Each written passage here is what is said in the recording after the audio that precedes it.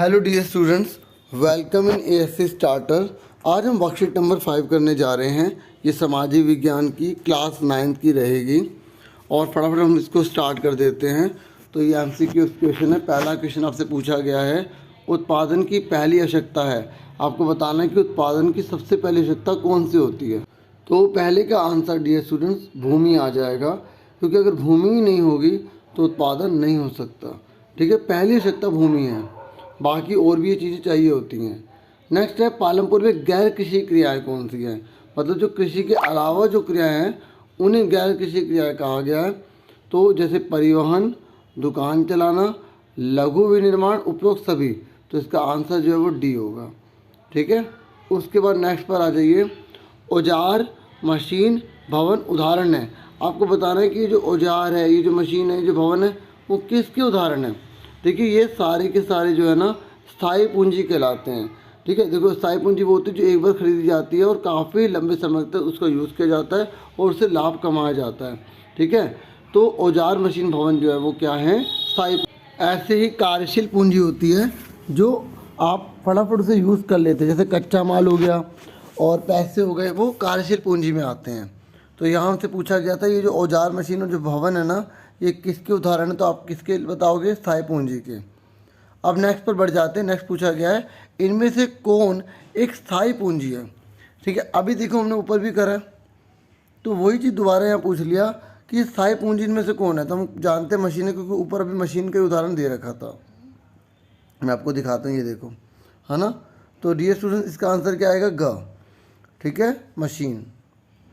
Next question पूछा गया है, निम्नलिखित में से कौन सा एक आधुनिक खेती का प्रभाव नहीं है। मतलब आज के ज़माने में जो एग्रीकल्चर का काम हो रहा है, जो नई नई फसलें उगाई जा रही हैं, तो उसका जो प्रभाव है ना वो कौन सा इसमें से नहीं है। पहला, मिट्टी की उर्वरता में कमी। देखो ये तो बिल्कुल सही है कि जैसे जैसे हम बहुत सी नई नई फसलें उगा रहे हैं ना, हम उत्पादन को बढ़ाते चले जा रहे हैं, तो वैसे वैसे मिट्टी की जो ताकत है ना वो कम होती चली जा रही है। तो ये तो बिल्कुल सही है, ये प्रभाव है। हमसे पूछेगा कौन सा प्रभाव नहीं है। फिर कह रहे वनों की कटाई, ये भी सही है कि आधुनिक खेती करने के लिए बहुत से इलाकों को जो है ना वो कवर करते चले जा रहे हैं और पेड़ों को काटते चले जा रहे हैं। भूमि स्तर में कमी, भाई ट्यूबवेल चलेंगे तो पानी की कमी तो होगी होगी। उसके बाद कह रहे उत्पादन में कमी। देखिए ये इसका जो है प्रभाव नहीं है, क्योंकि हम आधुनिक खेती इसलिए कर रहे हैं ताकि उत्पादन बढ़ाया जा सके। ठीक है, तो उत्पादन तो बढ़ ही रहा है, तो ये इसका प्रभाव नहीं है। तो घ आंसर आ जाएगा। समझ में आ गई डियर स्टूडेंट्स।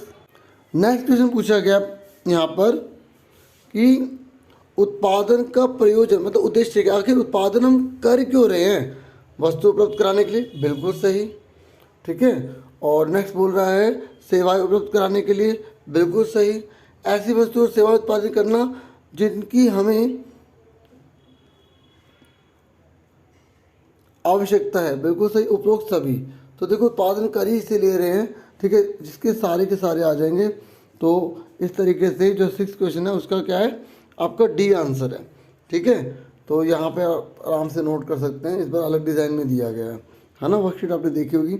अब 7th है, एक साल में किसी भूमि पर एक से ज़्यादा फसल उगाने की विधि को क्या कहते हैं। बहुविध फसल प्रणाली कहते हैं डियर स्टूडेंट्स। ठीक है, देखो जब हम एक साल में एक से ज़्यादा फसल उगाते हैं उसे हम बोलते हैं बहुविध फसल प्रणाली। क्या बोलते हैं डियर स्टूडेंट्स, बहुविध फसल प्रणाली। उसके बाद नेक्स्ट पर आ जाइए। ये कह रहा है पालमपुर गांव में किसान अपनी बचत का प्रयोग किन कार्यों में करते हैं। तो जो पालमपुर में गांव है ना, तो उसमें जो किसान अपनी बचत का प्रयोग, कुछ लोग कृषि में कर लेते हैं।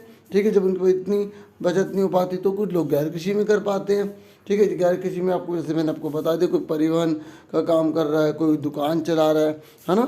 तो आपको देखो अच्छे से पता होना चाहिए कि कौन से गैर कृषि कार्य होते हैं और कौन से कृषि कार्य होते हैं। तो उपरोक्त दोनों आंसर इसका आ जाएगा। समझ में आ गया। 8वें का ग है।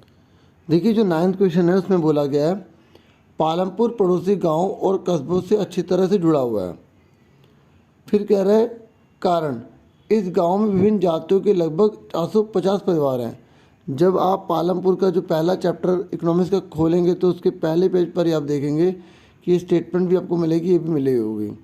इसका मतलब दोनों के दोनों ट्रू हैं, है ना। लेकिन एक बात बताइए, पालमपुर पड़ोसी गांव और कस्बों से जुड़ा हुआ है, क्या उसका कारण ये है कि पालमपुर में विभिन्न प्रकार की जातियाँ रहती हैं?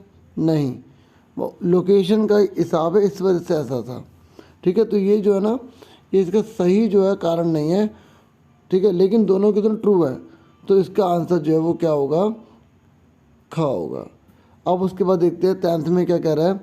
ये कह रहा है प्रत्येक उत्पादन भूमि, श्रम, भौतिक पूंजी और मानव पूंजी के संयोजन से आयोजित होता है। देखो, जो उत्पादन होता है ना, उसके 4 जो है ना मुख्य कारक होते हैं, भूमि, श्रम, भौतिक पूंजी और मानव पूंजी। ये अच्छे से याद रखना। सबसे इम्पोर्टेंट होती है भूमि, और हमने यहाँ क्वेश्चन भी अच्छे से करा था, मैंने आपको इसमें बताया था। ठीक है, कि भूमि जो है उत्पादन की पहली आवश्यकता होती है। ठीक है, वही लास्ट क्वेश्चन में भी वैसे ही पूछा गया है। तो ये बिल्कुल ट्रू है, हाँ बिल्कुल ट्रू है। फिर कारण दिया कि इसका कारण है कि कच्चा माल और हाथ में पैसा कार्यशील पूंजी कहलाता है, कार्यशील पूंजी कहलाता है।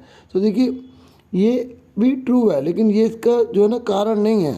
ठीक है, तो दोनों के दोनों कथन सही है, और मैंने आपको बताया भी था कार्यशील पूंजी वो होती है, ठीक है, जो उत्पादन के काम में यूज़ होती है, उसके बाद उसे बार बार जरूरत पड़ती है उसकी। ठीक है, जैसे कच्चा माल बार बार चाहिए उत्पादन करने के लिए, हाथ में पैसा बार बार चाहिए, है ना।